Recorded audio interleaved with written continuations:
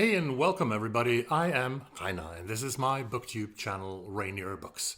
When we look at the attention that book prices get in the public, but also here on booktube, the Booker Prize clearly dominates almost completely. However, the Women's Prize seems to be winning a good silver medal, and soon it is time for the longlist for this award with 16 nominations. I won't get into the history of the prize nor the exact rules which apply for this year's edition, except for mentioning to you that all entries must be first published as a print or a ebook edition in the United Kingdom between 1st of April 2024 and March 31 in 2025, although they may have been previously published outside the United Kingdom, and all works must have been written in the English language. I think we will see a list with a few big names or former winners of this or other awards, and mostly new names, I guess, and titles, since it seems that the industry which awards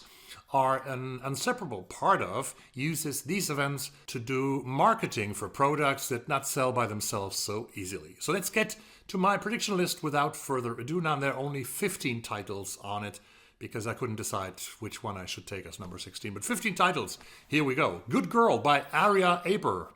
This is a novel about a 19-year-old girl, Naila, born in Germany to Afghan parents, raised in public housing, graffitied with swastikas, drawn to philosophy, photography, and sex. She meets Marlowe, an American writer whose fading literary celebrity opens her eyes to a life of personal and artistic freedom. Then racial tensions begin to roil Germany and Naila or Nila's family and community. A story of love and family, raves and Kafka, staying up all night long and surviving the mistakes of youth. Good Girl is the virtuosic debut novel by a celebrated young poet. Dream Count by Chimamanda Ngozi Adichie. Certainly the big name on this list, on the long list of the Women's Prize. 10 years after Americana, her last novel, I reviewed it a couple of weeks ago, this will be an enormously expected event of this book year. Like in Americana, we're going to meet a protagonist from Nigeria living in the United States and making a living as a writer. This time, a travel writer named Chiamaka. The publisher says about the book, is true happiness ever attainable, or is it just a fleeting state? And how honest must we be with ourselves in order to love and to be loved? A trenchant reflection on the choices that we make and also those made for us, on daughters and mothers, which is always a very interesting question, on our interconnected world. Dream Count pulses with emotional urgency and poignant, unflinching observations on the human heart in language that soars with beauty and power. That's what we know from Chimamanda Ngozi Adichie, right? Confessions by Catherine Eyre, a debut that follows 3 generations of women from New York City to rural Ireland and back again. New York after 9/11 and an Irish woman looking for her missing father in a letter from an Irish aunt that evokes old memories. Donegal in 1974 and a group of artists known as the Screamers. And finally, Burtonport in 2018, a city, a town in Ireland. A woman unearths secrets hidden for decades. Secrets perhaps better left unknown. Catherine Eyre's haunting debut spins a mesmerizing story of family and fate, survival and revelation, examining the irresistible gravity of the past, how it endures through generations, pervasively present even when buried or forgotten. Long Island Compromise by Taffy Brodesser-Akner.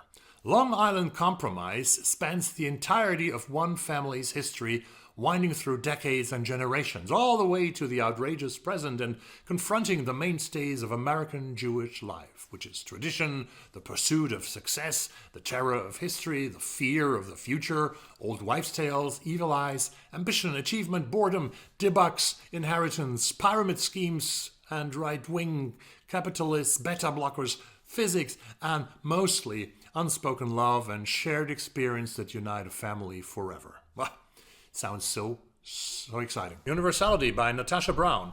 Late one night on a Yorkshire farm, in the midst of an illegal rave, a young man is nearly bludgeoned to death with a solid gold bar. An ambitious young journalist sets out to uncover the truth surrounding the attack, connecting the dots between an immoral banker landlord, an iconoclastic columnist, and a radical anarchist movement that has taken up residence on the farm. After Norah by Penelope Curtis. In early 1920s England, Norah's life is in a state of flux. Leaving one husband for another, she embarks on a new existence on the margins of the cultural and political elite, trying to hold onto her aspirations as a painter along with her relationships. In late 1960s Glasgow, young biologist Maria de Souza wrestles with her feelings for an older colleague by the name of Adam Curtis, the author's father.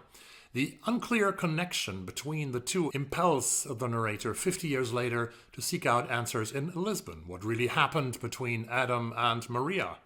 After Norah bridges 3 generations and moves between London, Paris, southern England, Scotland, Jamaica, and Portugal, touching on key scientific discoveries, artistic and historical landmarks, the Carnation Revolution, and a global pandemic, Penelope Curtis offers sensitive portraits of those whose lives she has had to imagine in order to understand, in an ambitious novel that movingly resurrects a past whose remnants still permeate the present. Behind You is the Sea by Susan Wadi Darash, an exciting debut novel that gives voice to the diverse residents of a Palestinian-American community in Baltimore, from young activists in conflict with their traditional parents to the poor who clean for the rich, lives which intersect across divides of class, generation, and religion. Funny and touching, Behind You is the Sea brings us into the homes and into the lives of 3 main families. Neston by Roisin O'Donnell.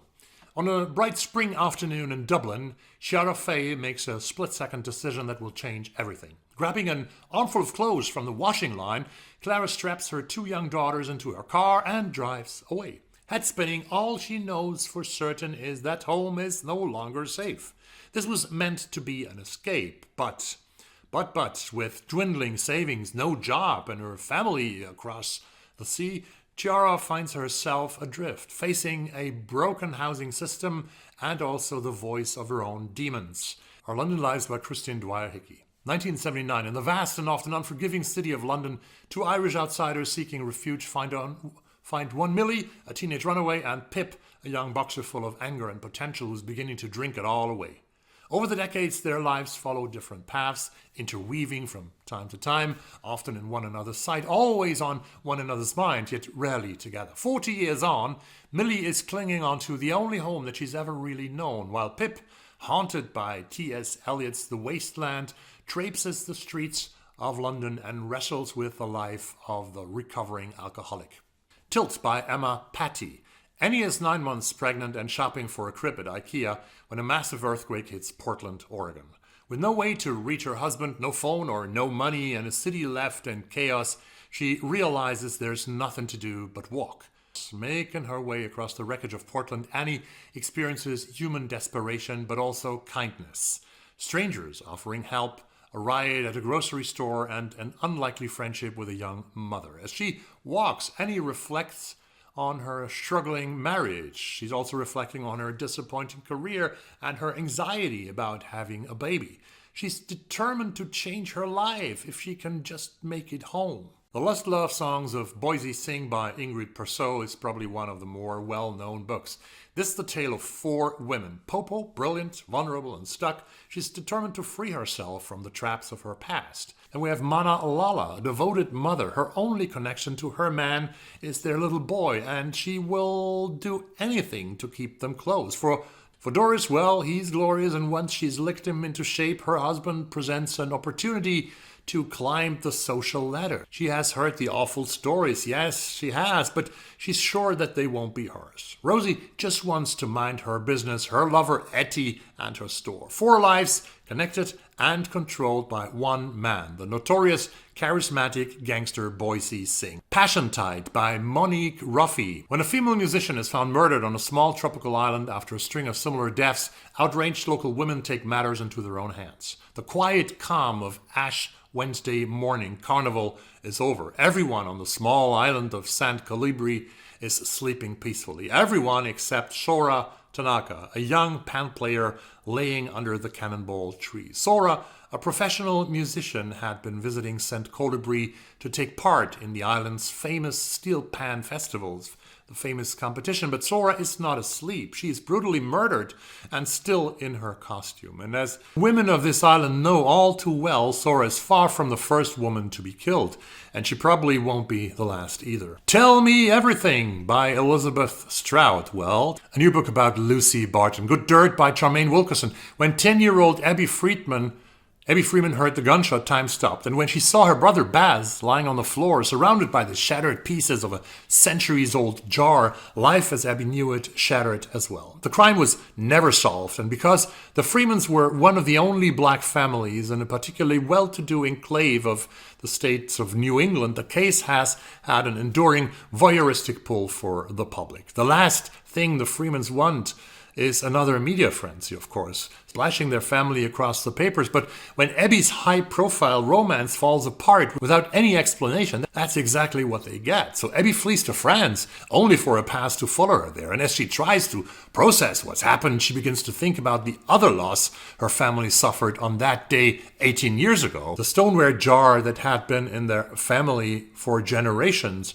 brought north by an enslaved ancestor. But little does she know that the handcrafted piece of pottery held more than just her family's history. It might also hold the key to unlocking her own future. The Safe Key by Yael van der Wouden, an exhilarating twisted tale of desire, suspicion, and obsession between two women staying in the same house in the Dutch countryside during the summer of 1961. A powerful exploration of the legacy of World War II and the darker parts of our collective past. So these were 15 titles. I see you in another video, and bye-bye.